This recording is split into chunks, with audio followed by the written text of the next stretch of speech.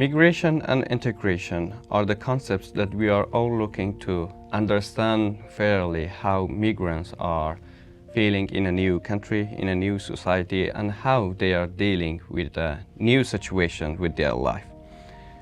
Once again, welcome to Multilingual Voices of Vaasa. This is Hamid, and in this podcast, again, we have a really nice guest here, Jun Wu, if I am correct, from China. Right? Welcome to our podcast, Jun Wu. Hi everyone, my name is Jun Wu. I'm originally from China. I came to Finland 5 years ago for my master's degree, and now I'm doing my PhD still in the field of education. Really interesting. Let's talk a little your background, Jun Wu, because China is a really interesting country. I always like to know more about China. How was your life before coming to Finland in China? Well, before I came to China, I had a very ordinary life. I was working as an English teacher in a secondary school for some years. The reason why I left my job behind and decided to study in Finland, it was because a documentary I watched in the beginning of 2020. Also, it was during the pandemic. I was pregnant, and also we were living in Wuhan, so you know everything locked down for a few months. So I was very stressful. Yeah, I was very stressful and a bit depressed, and I decided to come to Finland to study because from that documentary, it shows that Finland has a very good education system, almost like a miracle for me, because in comparison, in China, everybody knows that we have a huge population, so there's competition everywhere, so life is very stressful already at school. And also because the pandemic, a few months lockdown, and also I was a new parent to taking care of a baby. During that time when COVID-19 pandemic came, you recently get birth and you were parent, right? Actually, when my daughter was born in May 2020, so pandemic brought out actually in the beginning of 2020 in January. I remember the lockdown was, if I remember correctly, it's 20th January, just a few days before our biggest festival, Spring Festival. And then after that, we had almost 3 months lockdown. I think the city I got the news, I think. Reopened in the beginning of April. If I remember correctly, it was April 8th. And after 1 month, my daughter was delivered. Then I was having my maternity leave, taking care of my daughter. Then from there, I started to search information about study in Finland. Then I didn't tell anyone around me, my family or my friends. I just looking for those information to see if I'm qualified, if it's possible for me, and what is the criteria. Is it possible for me as a parent bring my child with me? So then I have all the materials collected, and I prepared all of my documents, translated, legalized, and then I applied in December 2020. Then the next spring I got admission. Thank you so much. You said that you researched about Finland. When you're researching for a country to study, There is many other options also, not just Finland.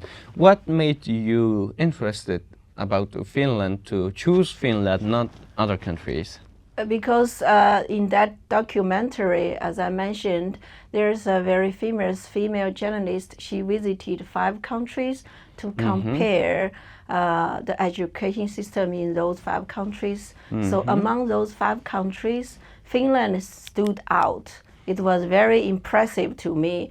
As mentioned in that documentary, in Finland, children have very short school day, no standardized examination until 16, no homework, and both teachers and children are very happy at school. That sounds like a dream for me because I was working as a secondary classroom teacher for a few years. I knew how stressful it is as a teacher in China. We have a huge classroom size. It's normal in the public school. We have over 50 or 60 children in one classroom, one teacher. So we have to use a microphone in our class. Sometimes it is too busy and a crowd. Yeah, and we have, in China, our education system is kind of examination oriented. Yes. So it's like we are training our students how to pass the exams, how through a lot of exercise, homework. So for teacher, it's also overwhelming because after we giving those homework, we need to spend a lot of time check those homeworks. So mostly they concentrate on the exams, not to how the usage of that knowledge, right? If I get correct. Not really. Of course, we consider taking those exams as like how you apply the knowledge into real life. But still, we have a lot of exams too frequently. So therefore, we have to give a lot of homework, so make sure the students have enough practice for the exam. I understand this is reasonable in a country as China because we have a huge population, but we don't have so many study places in a university for everyone. So the selection competition start very early. It makes sense. Yeah. So, but in Finland, it's on the other hand, have very small population. The population in Finland is less than half of the population in Wuhan, one city. So we have 1.4 billion, but here only have 5.6 million. So it's not comparable. Yeah, it's totally understandable. So you are right. I cannot see what is the best education system, but I would say old education system designed for a reason based on the certain society, the situation in each country. So I knew that 5 years ago when I decided to leave my job behind, leave my life behind and come to Finland with my young child, because that time Finland education sounds to me really like a dream. It's like a miracle, so good to be true. That's why I was very much motivated to come here to study about the Finnish education system. I think Finland ranked as the most qualified country for education in previous years in the world. Yeah, I think the data 20 years ago in Finland did has a very high rank on PISA ranking. But after a few years, I have been studying and living in Finland. I also had some new observation. Not everything is perfect here. Of course, nowhere is perfect. Yeah, Finland education system is very good. I admit that, but still, here have their own problems. Yeah. So. And the PISA rank is declining in recent years. Yeah. Yes. We will discuss furthermore about that topic during the education part. It was really interesting to know that education was your main interest about Finland to Yeah. come. Then how did you start preparing your documents to come to Finland? Then did you start connecting with the universities and came for education here? Well, for master's level, that was easy. I just check in all the universities in Finland who provide a master of education in English, and then I just apply according to their requirement. So I just prepare all of my documents and translated them into English, and some I need to legalize it and then upload. Yeah. Really interesting. What made you interested to, as I know, your master degree is multilingual education, right? Actually, the program is called Teaching and Learning at Teaching. Åbo Akademi University. Teaching and learning Yeah. in multilingual. Multilingual was my research interest.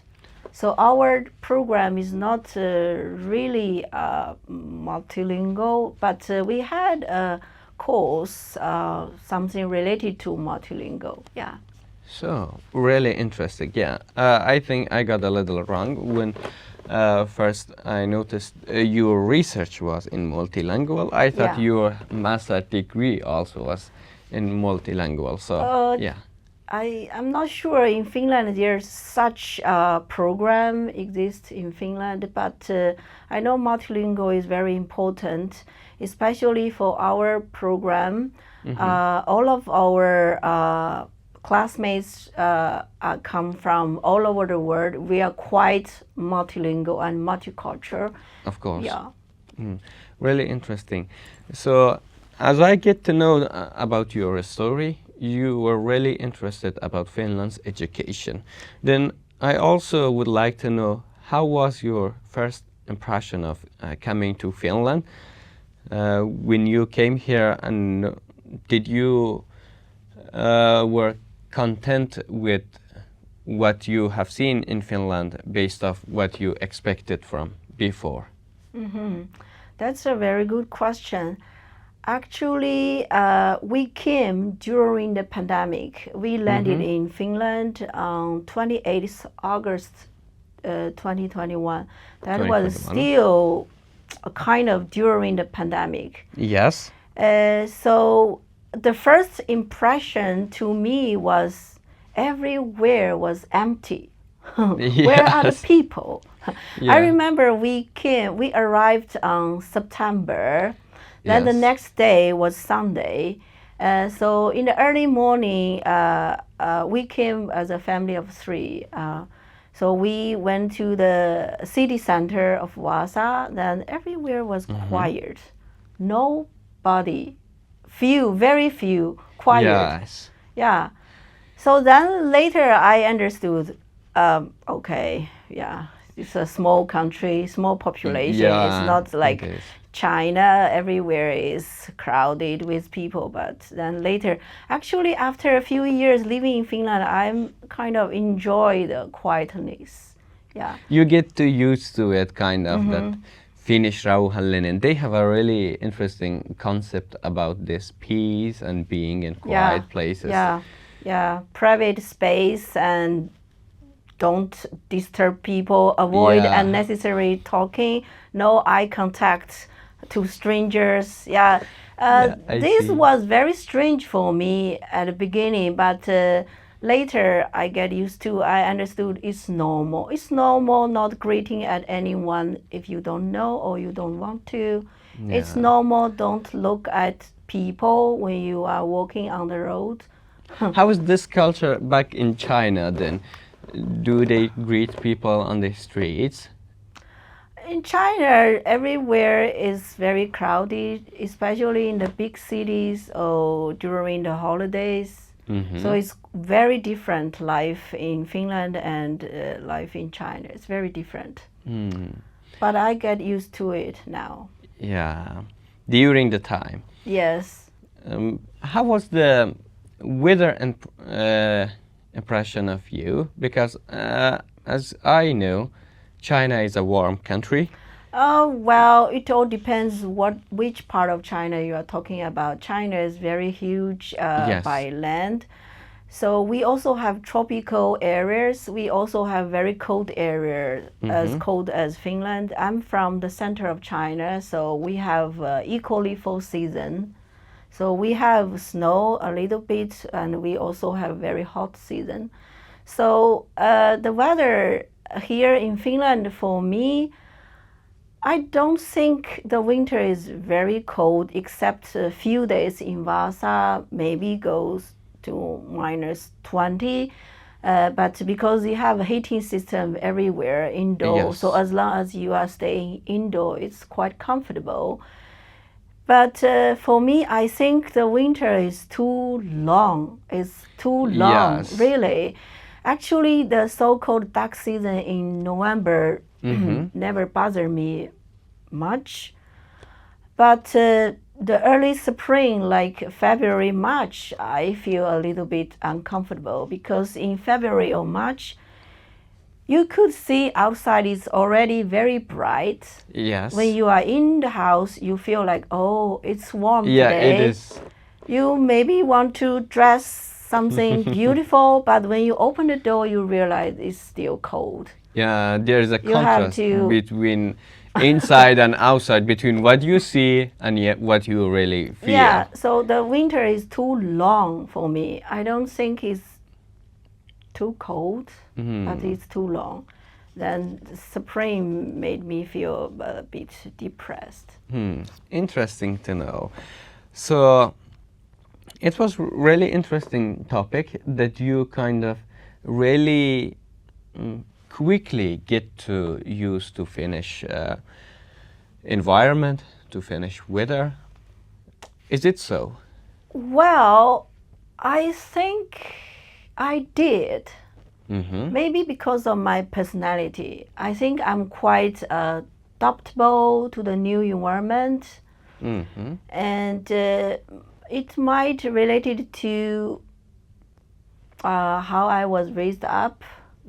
And I think when I was younger, I think I was already quite independent, adaptable to the new places.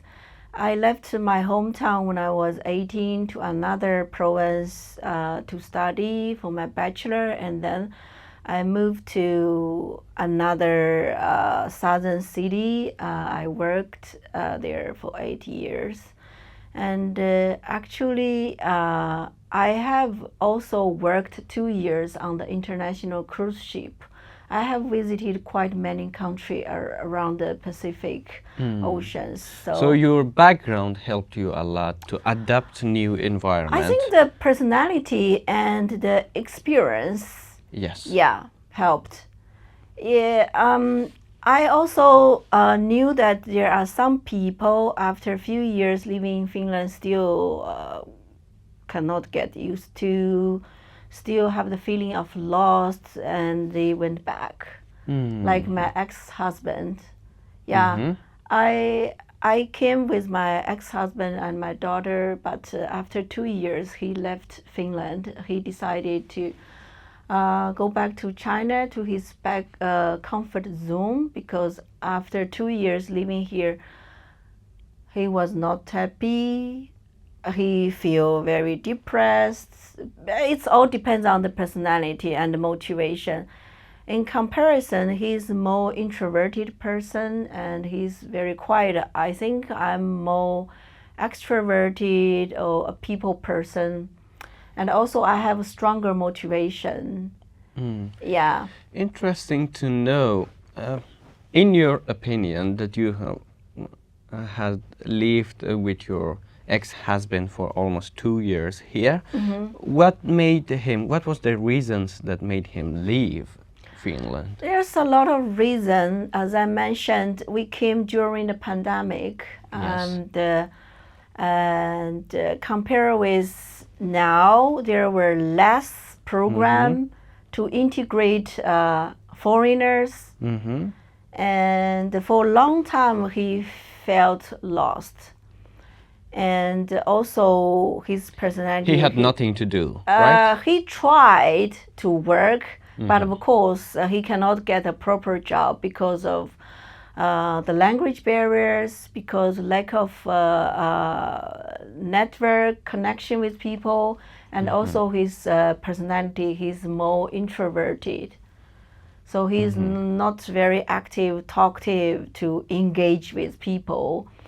I have tried to motivate him, to convince him to stay, but he decided to go back to his comfort zone. Yeah.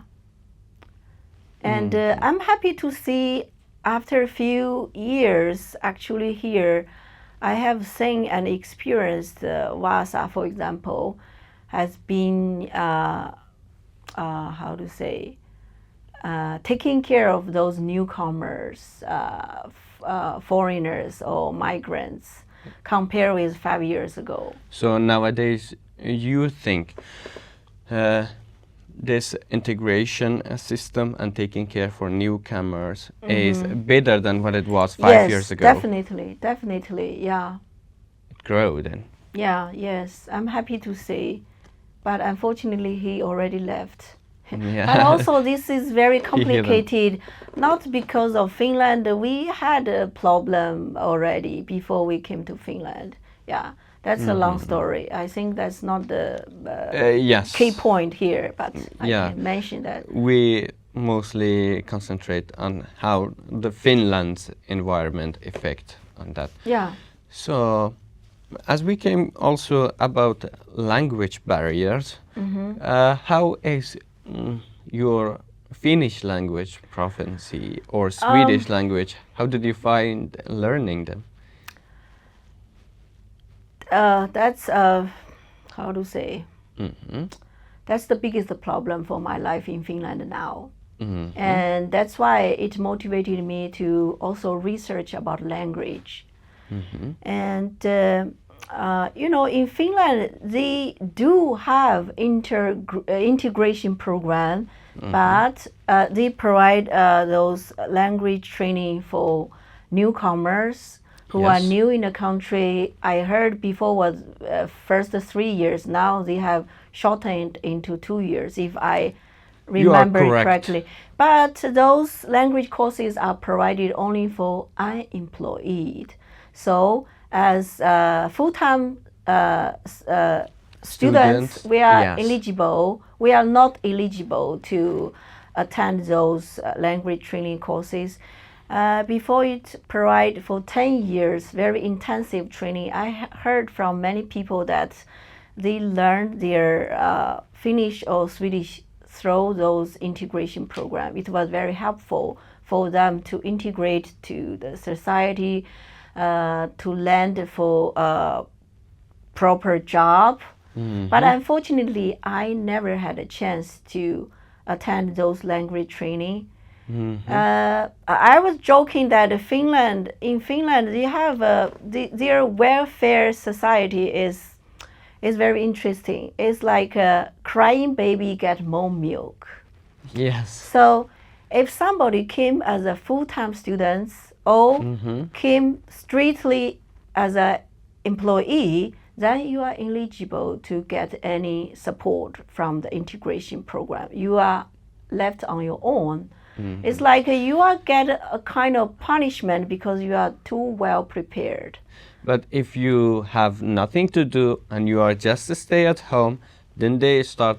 Yeah, if you came as unemployed, for example, as a spouse or as a refugee, then you got more support.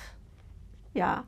And I heard there's a long queue, but unfortunately, I even never have a chance to join the queue. And after I finished my master in spring 2023, I got a job in Helsinki. So I moved immediately to Helsinki for 1 year. And in the beginning of 2023, I was very stressful to finish my master thesis, looking for a job. I tried every possibility. but I never get a reply. I think actually already after Christmas of 2022, I already start to searching for a job, send out tons of CVs, but never get a reply. And then I also tried to do PhD. Actually, PhD was not on my plan list before we came to Finland. That was an accident. Because as I said, I tried every possibility for a job, and then I consider PhD also as a job. That's why I also applied at the same time. So I was lucky. I got the job in Helsinki. I got the job offer in the middle of April. I moved on the 1st of May. I started to work on the 2nd of May, straight away. Then after... On your PhD, you mean, or for your job in Helsinki? But no, for my job. For my job yeah. Because I got the job offer first. Even though I applied for job and PhD at the same time in spring of 2023, because the job offer came first, so I decided to take that job offer.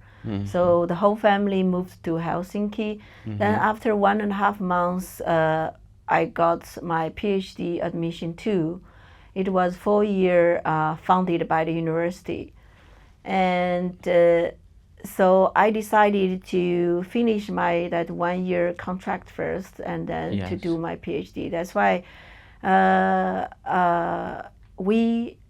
me and my daughter moved back from Helsinki to Vaasa in summer 2023. Yeah, I started for my PhD till now. You mentioned you and your daughter moved back here. Yeah. During that time? Yeah, because my ex-husband decided to move back to China. So from there, we are separate. Yeah. Yes, I totally understand. So, as you mentioned, you also have a small daughter. Yeah. And that lives with you. How is her life? As we got news about Finland, that Finland is a best country for child education, for kids, caring. So how is really? Yeah, actually, my daughter is all the motivation of me come from. So I was motivated to move to Finland to study for the education because I have had my daughter at the beginning of 2022. I was really stressful for the education system in China. That's why I wanted to learn about the Finnish education and also to equip myself to be a parent, to be a better parent. And but actually, when we decided to come to Finland, we didn't decide to stay here. The plan was maybe learn about the education system and go back to China, still working as a teacher after I learned about the better education system here. But then the plan changed because my daughter came to Finland with me when she was 15 months old. Then she started to go to the Finnish daycare. So when I graduated from my master, she's already almost 2 years in the Finnish daycare. She adopted so well, and even she spoke better Finnish than Chinese at that time, because in the first 3 years after we came to Finland, we didn't go back to China for a visit because of pandemic, because of busy study and working straight away. As I mentioned, after I master, I straight away start full-time job in Helsinki. I never had a break in the first 3 years. That's why we didn't had a chance to visit China. So that time my daughter, she speaks better Finnish than Chinese.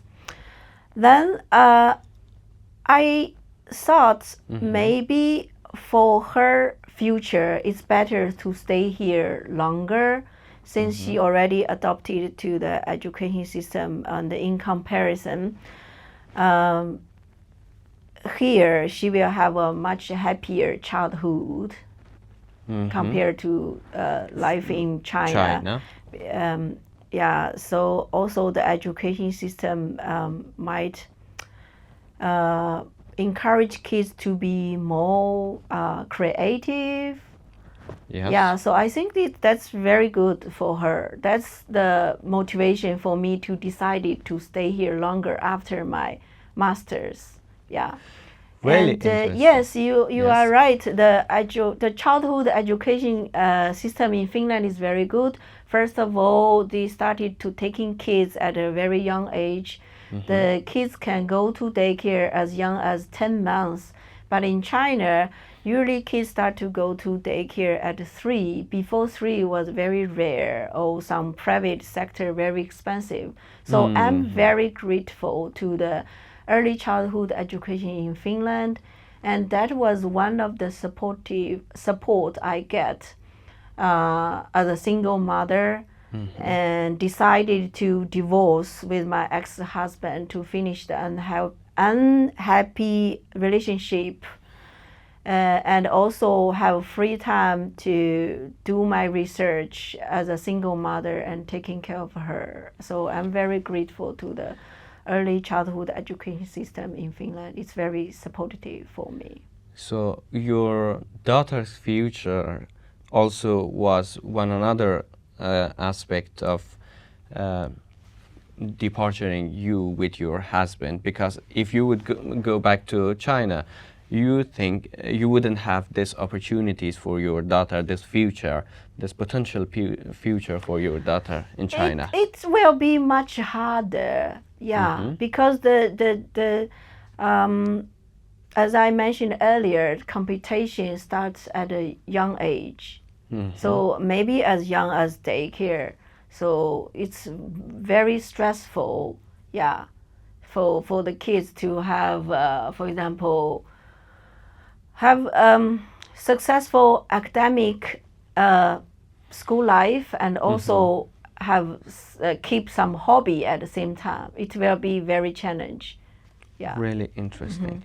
As I get to know about your story, I noticed you experienced many good and tough experiences here in Finland.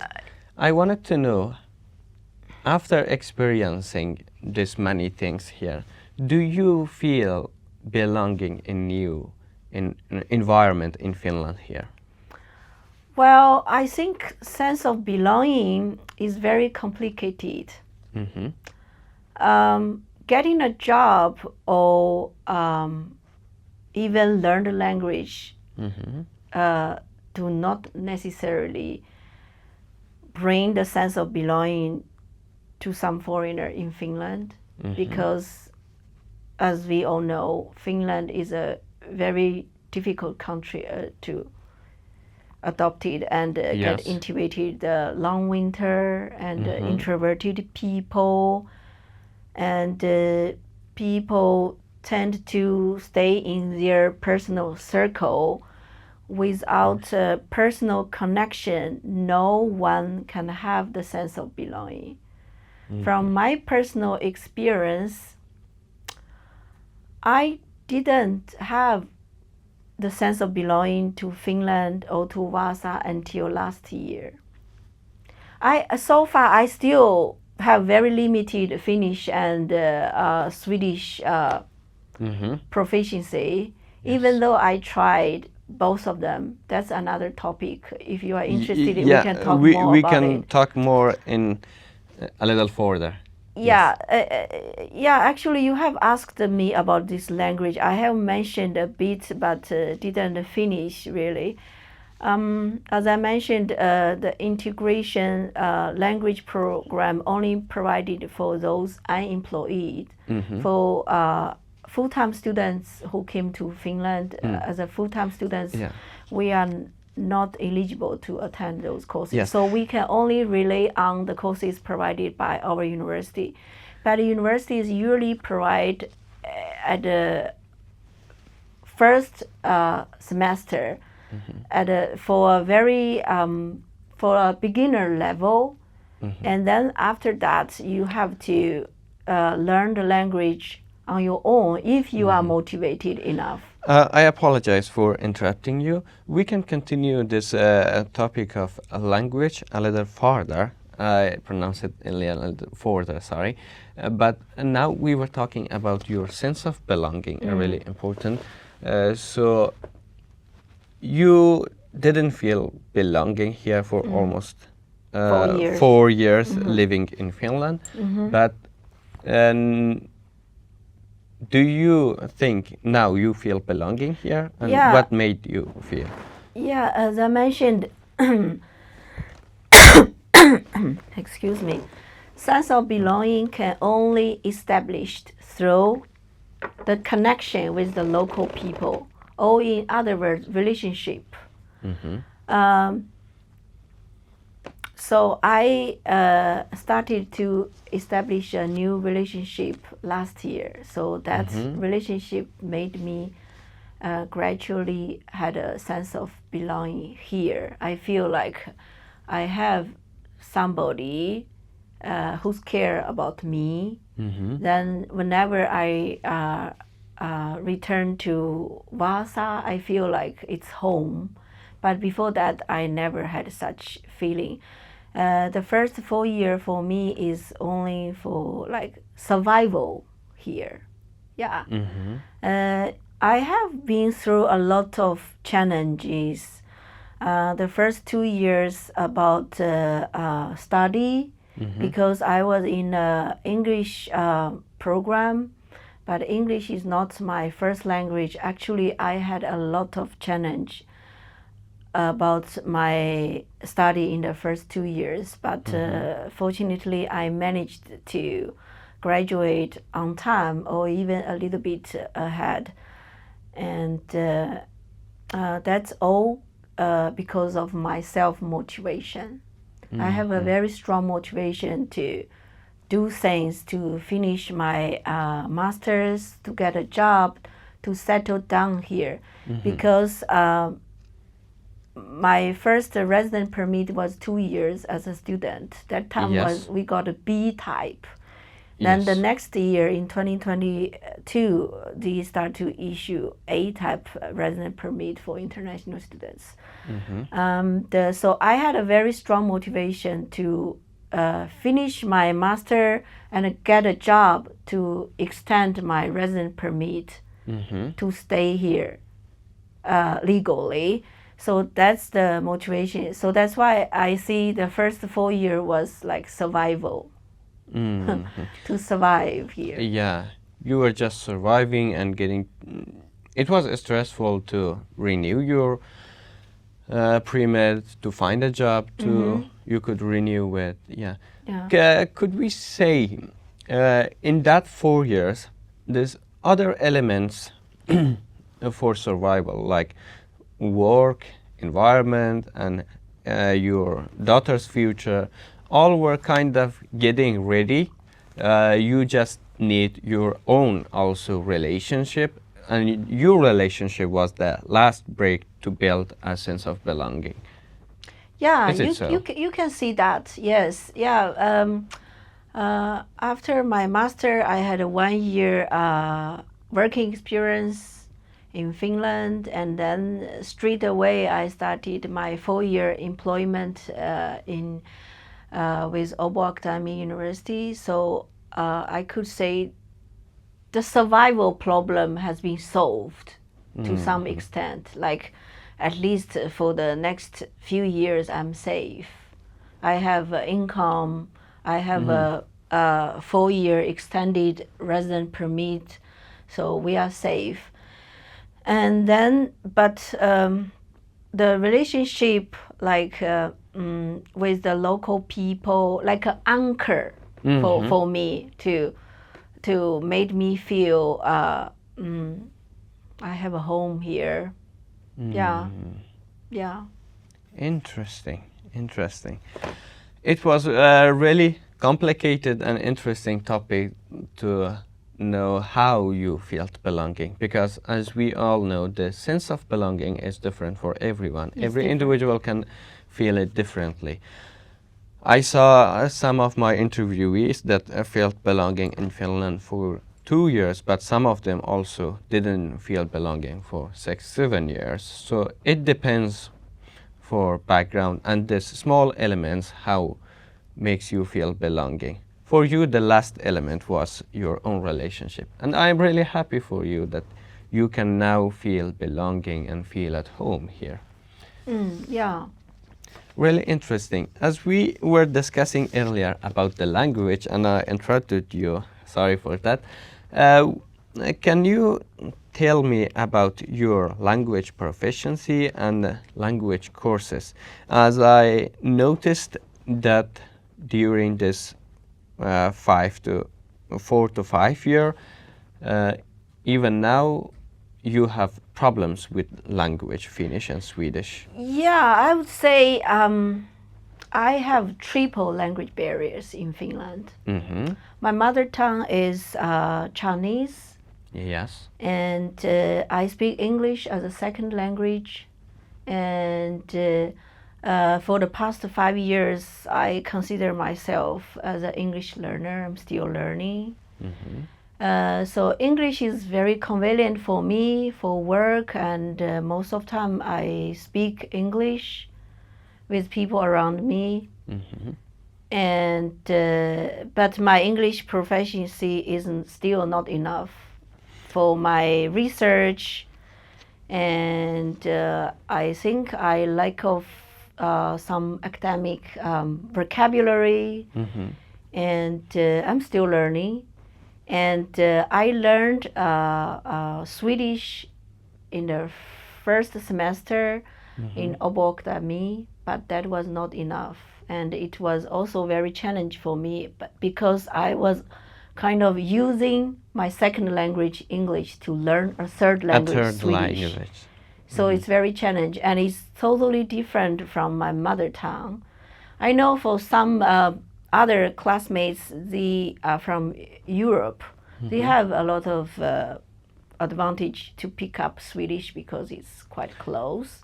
Yeah, and I heard so Finnish and Swedish and English language, they share many similar words. Yeah, but still Swedish is a totally new language.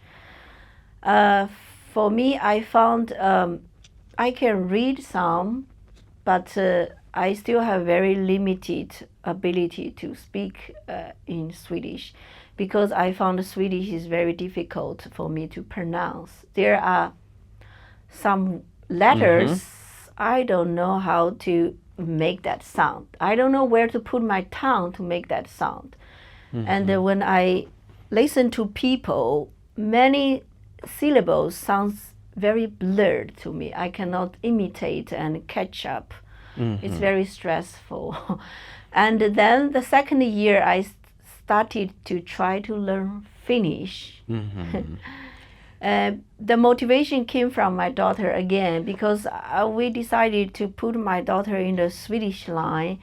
Since we are in Finland and Swedish is the dominating language and it's very hard to learn, so why not put my child to learn as early as possible? Then after a couple of years, I realized sometimes my daughter speak Finnish because she lack of some Chinese vocabulary, and I couldn't understand her, and it made her not happy. So I motivated myself to learn some Finnish, and I tried to sign up some courses. It's a shame, but I dropped out later, because at the beginning I could was that courses, can I follow, ask? could try to imitate, but then later when it turned to the grammar, what is that? It was I confusing. feel stressful. I feel very stressful and very overwhelming, and that will just make my life like harder than like. And last year, last autumn again, I decided to sign up a course and really put some time, put some efforts to learn it. Finnish language. Yeah, because my boyfriend is Finnish, so sometimes he speaks Finnish with my daughter. I feel like I'm an outsider. This is not good. Oh, there is a gap between your family. Yeah, so I think I have to learn some Finnish. Then again, I signed up for a course. It was a contact course in person in a classroom at Okay. But at the beginning, I was very determined to do it. But then after a few days, I realized, okay, this group is not for me because the teacher only speaks Finnish. At the very beginning, we even had an interview. I have told her that I'm a really beginner. I have learned a little bit like online and by self, but very limited. I can only maybe introduce myself in very simple sentences, but I'm a really beginner. But then the course was too overwhelming. I realized the teaching method doesn't suit me because the teacher explained those complicated grammars in Finnish. Finnish in Finnish. Yes, and assume everybody understand it and assume everybody is able to answer those questions. I feel I'm an idiot in that room. Everyone else could understand some and could even have a conversation with the teacher. I feel I'm an idiot. That is so bad feeling.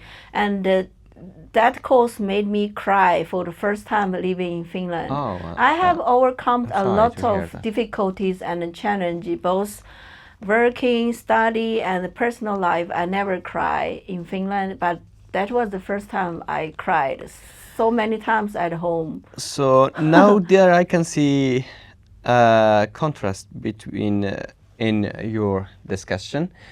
Earlier you mentioned that Finnish has a qualified education system, but you have a teaching professional experience in China. You had been a teacher by yourself, right?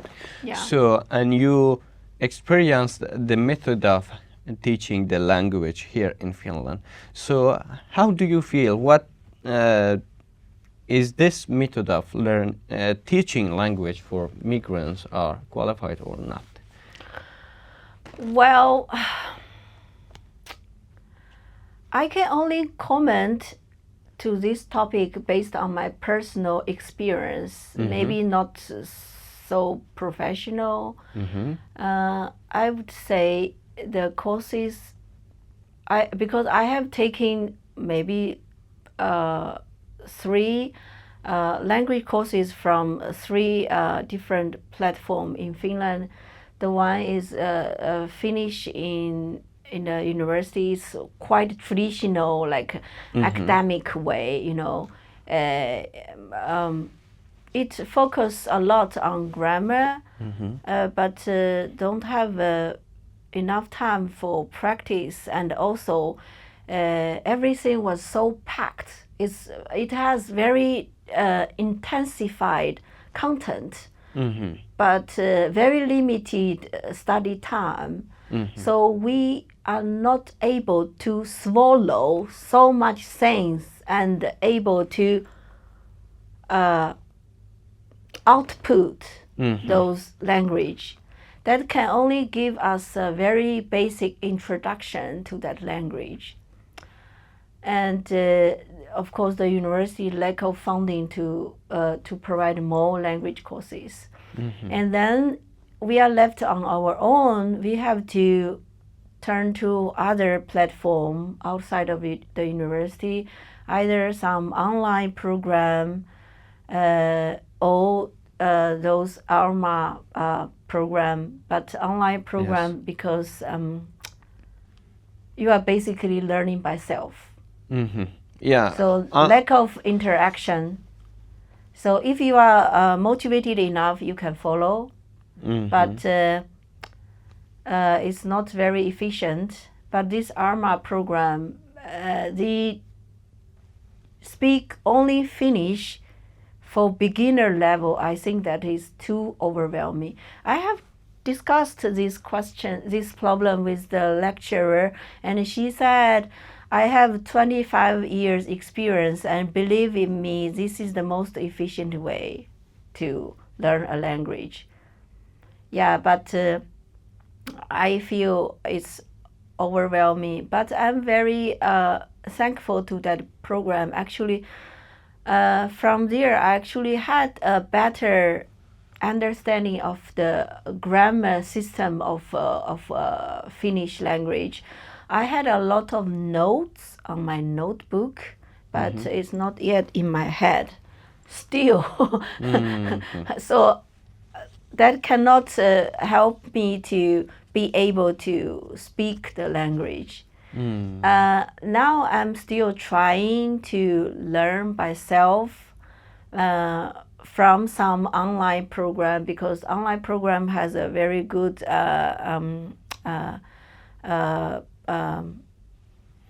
Topics to learn yeah, language. it's like you can learn at your own pace. Yeah. So for me, I'm a full-time researcher at a university. I actually don't have a lot of time to invest on the language to attend this full-time class, even though that's the best way, that's the most efficient way, but it's not suitable for me. So I can only hope that after some more years living in Finland, I could pick up the language from my daily life, and also keep learning from other online platform. Yeah. I really wish luck for Yeah. you. So language is you have to invest the time. Yeah. So I cannot. I don't want to stress myself too much. So far, I'm satisfied with almost everything about my life. Just the language is still not so convenient for me. As you mentioned, the investing time on language effects to learning it. What do you think about yourself? How much time are you investing to learn Finnish or Swedish language in nowadays? As a routine, every day I spend some time on Duolingo to help myself to refresh some vocabulary and to learn some new words. But it's not in a very systematic way. I still need to need some well-designed courses. And I think language learning is also a very personal thing. Depends on the way people prefer to learn. Some people learn by daily life. They pick up the language through their working life. Because in Finland, we have this teaching education philosophy is learning by doing. So when we apply this to the language learning, is learning by using it. Because all of the working environment I had in Finland, we use English as a working language. So I basically don't really have chance to practice my language in Finland. So I can only rely on daily life. Yeah. How about in your daily life interactions, like in supermarkets, when you go around shopping or like walking? Do you usually try to interact with people in Finnish language or just switch in English? Actually, not really. I think that's maybe the advantage and disadvantage for people as me to learn the language, because it's too convenient for us to switch into English. Yeah. And in Finland, most people, if you speak English, they can respond to you in English. Yes. So it's very convenient. And I also noticed that in Finland, usually people who came as a student, it's very hard for us to pick up the language.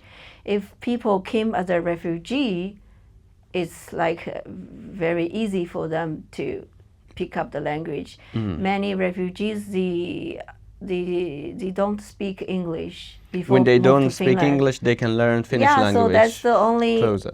like they have to survive.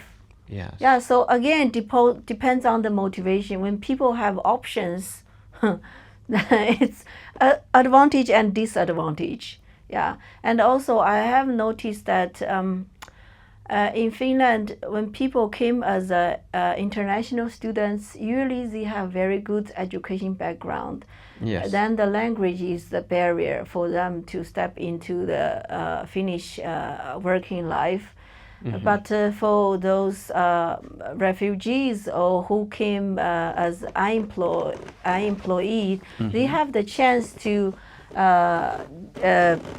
learn the language through this 10 months or now 5 months integration program or through work, but they don't have a very good education background, so they ended up with this low-paid job or low-skilled job.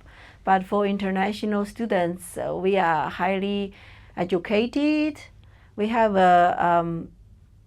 maybe some good ability in some certain fields, but because of the language barrier, it also hinder us to get a proper job which can match with our education background and our expertise. So that's a problem in Finland. As I can see in your story, language is a really big barrier on your getting your job, on your own profession, and also to interacting with the people. I saw how it affected on your daily life, but how about your job? As I know, you already had some work in Helsinki, and how did it affect the lack of language to you?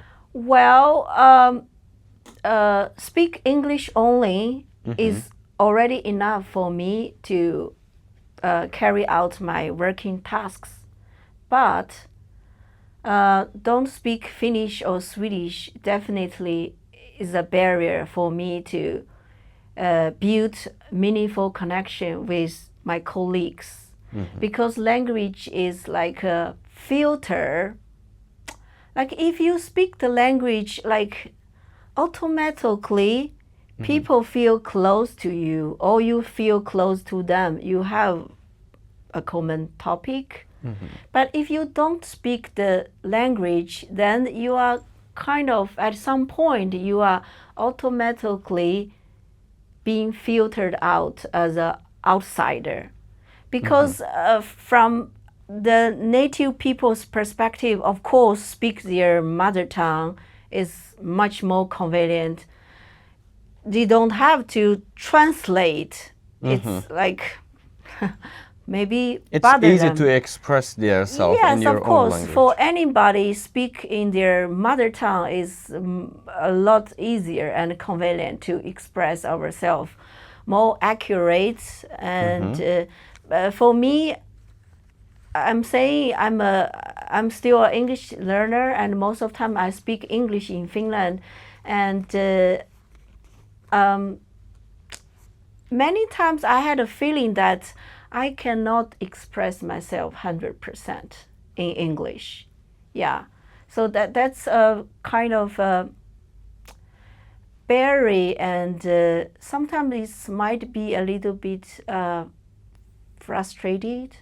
Like I cannot have a very deep conversation or build a very close connection with my colleagues because I don't speak their language, and they might feel it's not so convenient or comfortable every time to switch into English to speak with a foreigner. If you do speak in their language, it still needs time to learn a language in a deep level that you can express yourself fairly. Exactly, yeah. Yeah, So- language is definitely a big thing for migrants, yeah, in any condition, for work, life, yeah. So how then you deal with this situation when you cannot 100% express yourself with your colleagues, with your Finnish friends in your daily life interactions? I try my best. There's always, nothing can be perfect, you know. Yes. Yeah. I try my best to express, use my limited English vocabulary. Yeah. Do they also cooperate to understand it? I guess most of times they do, but as I mentioned, still, if you are using a second language, it's not so convenient, and you feel there's some kind of how to say, help me with my English. Yeah. So something like what? Yeah. And also when you are using a foreign language, Yes. and sometimes maybe you don't understand that vocabulary 100% correct. Yeah. Maybe you choose the wrong word or use it in an inappropriate way, and maybe for the native speaker they get it wrong. Exactly, That's I got you. awkward, Because some you know? words has some specific meanings in the specific context. When you Yeah. use it in different contexts, they would probably mean Yeah. differently, and sometimes it makes some confusion between Yeah. you and the person. Yeah, you have the maybe interaction people with thought you are rude, but actually you don't mean to. You know, for example, I learned English through textbook, through dictionary. You know, there's not 100% equivalent words Yes. to do the translation. But for a foreigner, when you are speaking a foreign language, you are doing the translation in your head all the time. Yes. But for native speakers, they don't have such problems. They can respond very fast. They don't even have to use their brain much. They just automatically come out what they want to express. But for us, we are doing translation in our head all the time. Yeah. I think now, after 5 years living abroad, I'm kind of get used to. Maybe I can do the translation faster, but in the first couple of years, I'm very nervous to speak in the public. For example, during a new course, we have to introduce ourselves or do some discussion in a seminar. I'm really nervous. I have to to make a draft in my head before I dare to speak. Yeah. Yes, But now I totally I'm glad understand that I think I'm better now. You feel more convenient. with Yeah, English, yes, and exactly. It's really good. It was really interesting topic to know how language affected on you, and it was really huge. But how about geographical part of area? As we know, Vaasa described as a small city, but in a variety of nationalities, like more than from 100 languages, people live here.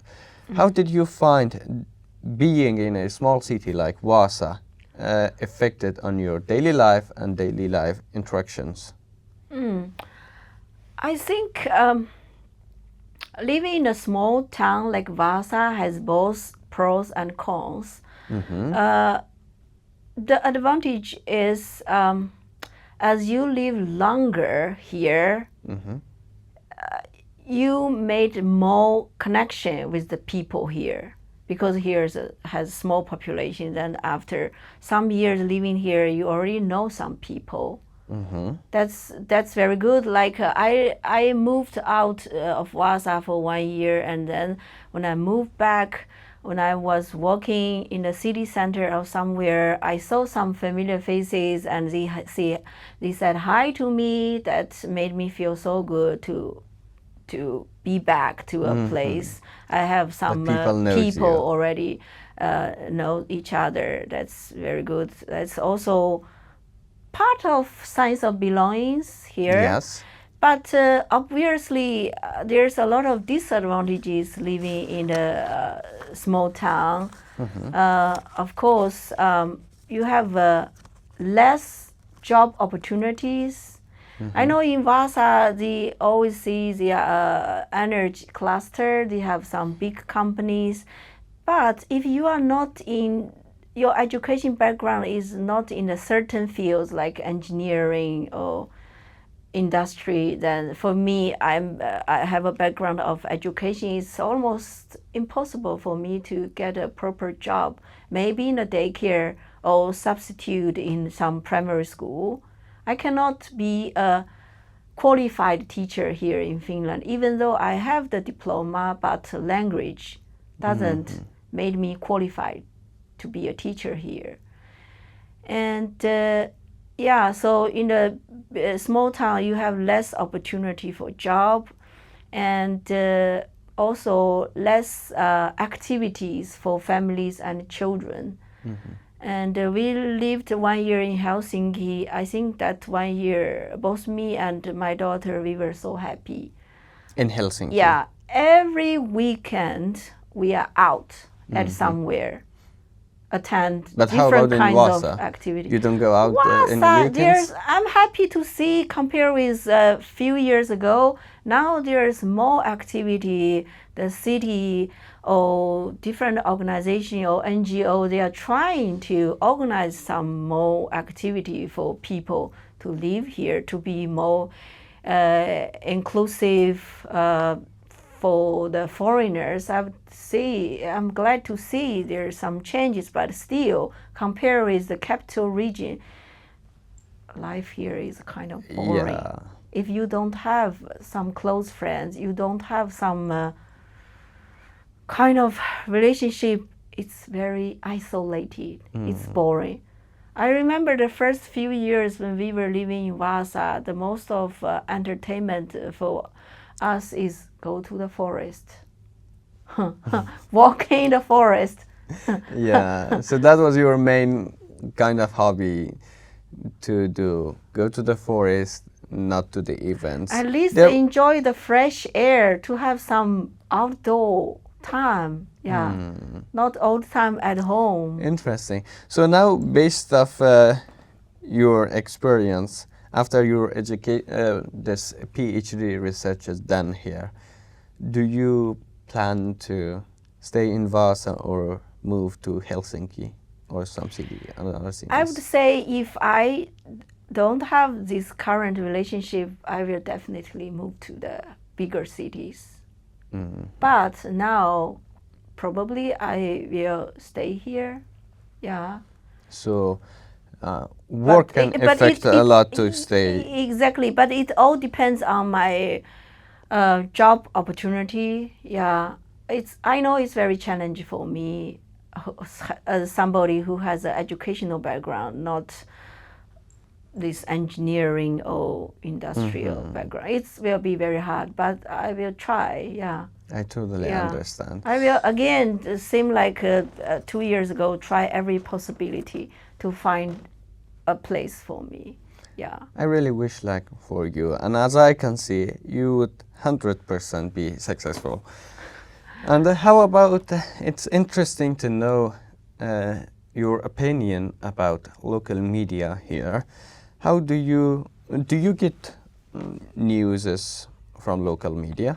Yeah, I do. I check the local medium from social medium like Facebook or other platform, but I need to translate into English. Into English. Yeah. So how do you feel in that local media, newses or articles related to the migrants? Do you feel migrants are represented fairly in local media here in Finland? Definitely not. Yeah, definitely not. I have been follow some channels like Yle. I think in general, when the Finnish medium talking about migrants, they kind of don't differentiate different kinds of migrants. For example, refugees and people who move Finland for study or working are totally different. Different background, different experience, different expectation. Obviously, they also have different challenge and need different supports. But in the medium, they didn't very much differentiate that. So I know that for a lot of Finnish people, they have kind of what is that? I don't want to use discrimination. This word is too strong, and I would say they have some kind of prejudice. Prejudice. Yeah. Towards immigrants. Yeah, like they have some kind of sense of superiority. Superiority. I know. So what do you think, what makes them to feel like that about migrants? I don't know. I also try to understand from the local people's perspective. Sometimes, for me, I know like people from Asia, especially East Asia, we are very much modest. Even though, for example, I'm from China. China has a long history. We are huge by population, by size, but still most of us are very modest and humble. And maybe mostly quiet. Then if we are quiet, it doesn't mean we don't have this behavior kind a of voice. makes some misunderstanding of being not qualified enough. When you are too modest or humble, people kind of might misunderstand that you are not enough. This topic is very interesting and deep. You know, humanity is very complicated. I know many Finnish people. I don't want to be offensive. Maybe I'm wrong, but based on my observation and feeling, Yeah, I know it's your perspective, so feel free. some Yes. people, for example, they are from a small town. Probably they never been travel abroad, so they are living in a very small bubble, but still they are very proud in front of migrants. They feel like, oh, they have that kind of stereotype, like foreigners are from some poor country. They come here to eat our welfare.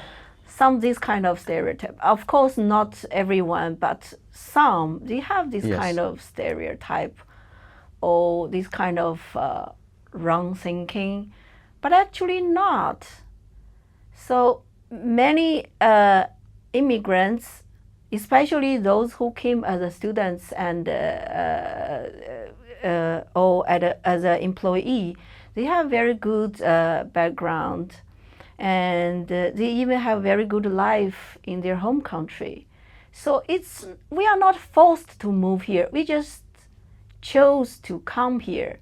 Finland is a small country, small population, small economic size, but it also have a lot of advantages. For example, as me, I came to Finland because of the better education system, and I decided to be here. I had options. I know if I move back to China, my life will be much easier. Yeah, at least materially, you know, we have a lot of more food options, better weather, and everything is much cheaper and easier accessible. But here in Finland, everything is expensive and you don't have much options. Yeah. So then, what do you think? How can My po- media helps this perspective to change my about point migrants? is there's some kind of stereotype from a lot of native Finns. Like, of course, as migrants, we initiatively decided to move to a new country. So it's our responsibility to adapt ourselves here.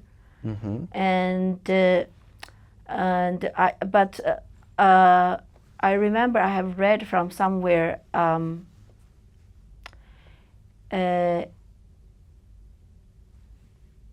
integration is Yes. means the newcomers to adopt to the new environment, but Sink in their culture. inclusion must be two ways. So both party, the migrants and local people, has to learn and grow together. And I sometimes think sometimes many Finnish forced to speak English because of there's a lot of migrants around them. Yes. So we brought them the chance to practice their English, Yes. to push them somehow from their comfort zone. Yeah, to be more talkative, to practice their English. Yeah, because I know many Finnish people, they are introverted. They avoid to talk. They are very economic in different way. To confirm your perspective, I had a friend too, and a Finnish friend. I used to go to their home and family, and they would switch to English language. And once he thanked me actually for being there, because he said it was a long time that I didn't have chance to practice my English language, and it was good. I say thank you to him too, because I get to know more about Finnish cultural, Finnish society, and how they do life in their inside home. But it was kind of, as you said, mutual Exactly. benefit for both of Exactly. migrants and Finns. Yeah, yeah. So integration and inclusion happening at the same time from both From sides. both sides. Yeah. And So how do you see then the role of local media here? What can media helps? I have very limited experience to the local medium. As I said, I sometimes translate some reports into English if those topics are interested to me. For example, I'm interested to read those reports from the local medium about migrants, about international students. Those are the most interesting topic to me. I sometimes follow. I have limited experience. I would say the medium has to show a bigger picture about these migrants, because there's different categories of migrants with different background and different experience. And I think medium it's a duty or chance for the medium kind of to be a bridge, to bridge up the local people and migrants. For example, in Vaasa, as you mentioned, there are over 120 nationalities migrants live here. This is a kind of advantage. We could utilize them. It's not a burden, definitely. We bring the diversity, we bring the multicultural, we show the a culture of thousands miles away, another country. Many people never have a chance to travel there in their whole life. So we came to them. We brought them to have the opportunity to say, to see a different culture or a different something new. I always say people should always go for travel. The more you travel, the more tolerant, the more humble you are. If you never traveled, you live in a small bubble, you think you are the whole world is like this. You have a very high ego. But when you see a lot of different countries or places, you would understand, oh, things can work in a different way. And there's so many different possibilities. You become more tolerant and humble. Really interesting perspective. And honestly, I myself never think about this topic in this way. It was really interesting to know about this. And what do you think this knowing personal stories like we are doing here, how can they affect for people, for both immigrants and Finnish to understand migrant situations? I think your program is very good. How to say, to provide a platform or a chance to have more migrants' voice being heard. Yeah, so I'm very thankful and also very honored to be part of it. My pleasure. I have a voice. I also want my voice to be heard to some extent, if could reach to some people and maybe to inspire some people, or at least to make them to think something they never think before. Yeah. Exactly. Thank you so much. Thank you so much, Jun Wu. Thank you. Yeah. I really appreciate your perspective. As we are coming to end the part of our interview, I would like to also know what are your hopes for future for Finland, living in Finland? Of course, I would like Finland to be more inclusive, to get familiar with different culture, to be more multicultural, and people can be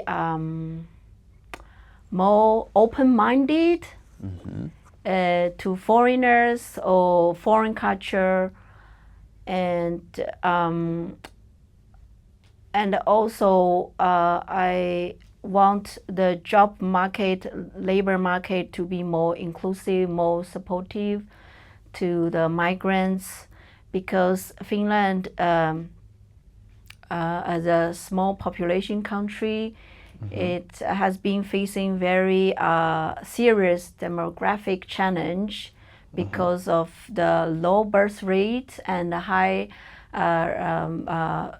speed of aging. So Finland definitely need more people to come work here, to be the taxpayer, to support the welfare system. But there definitely to be more inclusive and more supportive for the migrants to step into the Finnish working life. For example, the international students, they have high potential to contribute to the country's economic, but international students lack of support. The university actually don't really care about their employment after graduation. They just recruit international students. Okay, you are done, so you leave. So you are left on your own. But there's a huge gap between the government ambition and the labor market practice. I know through my research that the government have a roadmap 2023. They want to have 70% of international students stay in the country after graduation, but international students lack of support to smoothly adopt from education into employment. There's a lot of work to do from the higher education institution or the local municipality. A lot things to be done to help them smoothly have a transition from school to job market. Thank you so much. Thank you so much. I hope really they should consider these things to help international students. As I get to know from my interviewees, most of them had the similar problems that you mentioned here. And I would like to also know about what are your recommendations for migrants who are coming to Finland in future, or you mean the one who's coming in the future, or the one already in the country? For the one who is coming, for the one newcomers. For the one who's coming, of course, you have to do enough homework about, learn enough information about this country, like the weather, the high expense of living. Prepare yourself financially and emotionally. And how about for migrants who are already here? Already here, since you are already here, then you have to try, but it all depends. For the migrants or international students who are already in the country, I would like to say there's also some different categories. For the one who are from EU, it's a different situation. Totally different. For the one from non-EU countries, it's another situation. So when we talk about migrants, we need to differentiate. When we talk about international students, we also have to differentiate from their background. Yeah, they have different needs and different support. From my experience, usually people from non-EU countries, they might have stronger motivation to stay. Yeah, of course, there's a lot of advantage to stay here than back to their own country. Yeah, so they are more motivated, but they need more support. They are more vulnerable. They have more disadvantages for the language, for the networking, a lot of things. So they need more support. So, but from the migrants or the international students who are already in the country, and especially those ones who plan to stay in the country, I have to suggest them to be more open, to try every possibility. If you are motivated enough, keep trying and stay open and stay positive. Yeah, Finland is a small country. It has advantage and disadvantage. And another advantage is since they have a small population, and if you are motivated enough, if you are hardworking, and actually there's less competition if you keep trying. Yeah. Yeah. I really appreciate your attending to our Multilingual Voices of Vaasa. It's my pleasure. It was really a productive interview that I've ever had. I really appreciate.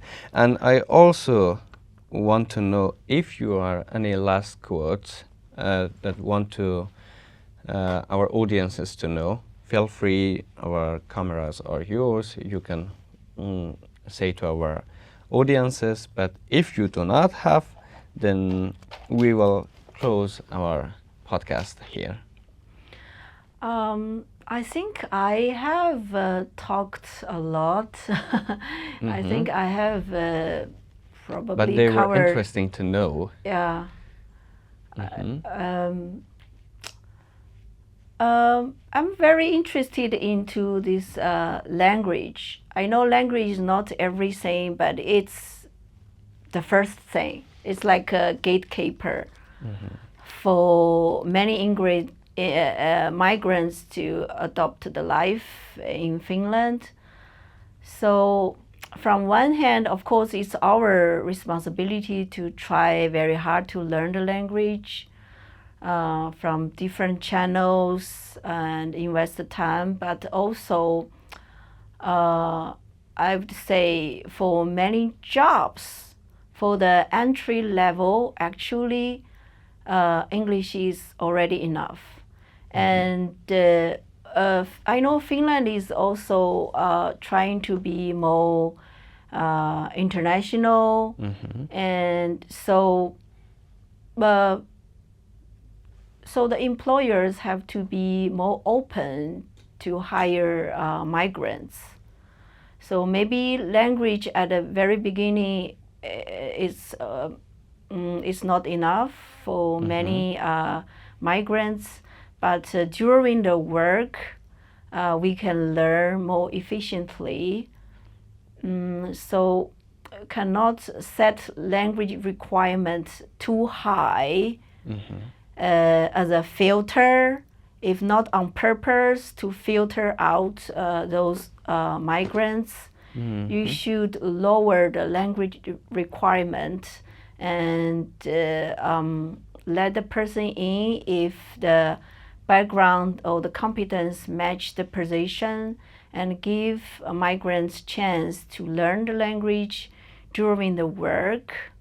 That will be very supportive for many migrants who are motivated to stay in the country, to contribute to the country's economics.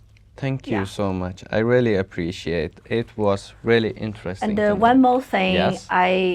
From the higher education's perspective, I wish they can do more to help the international students to adopt into the Finnish working life, because Finland has a very good reputation of education.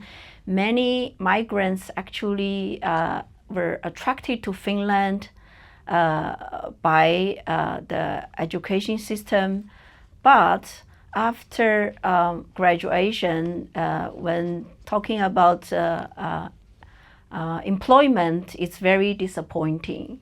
So there's a lot of things for the higher education institution to do to support international students already during the course design, to include more working life content, and to link the local employers and international students to help them to have a smooth transition from education to employment.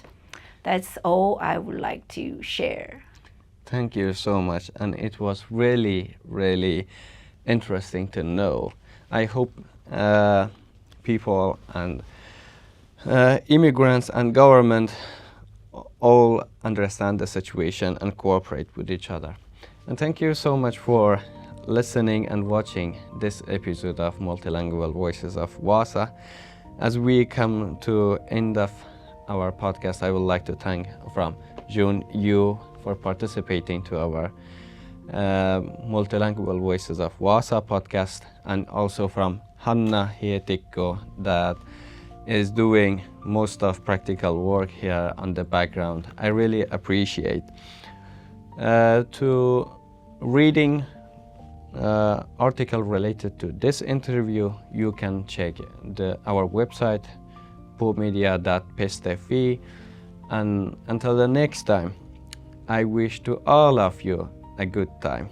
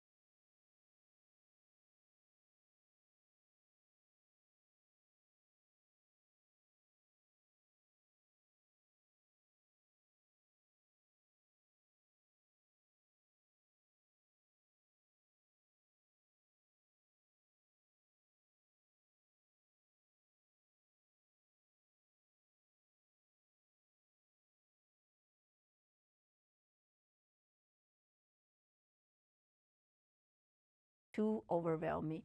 I have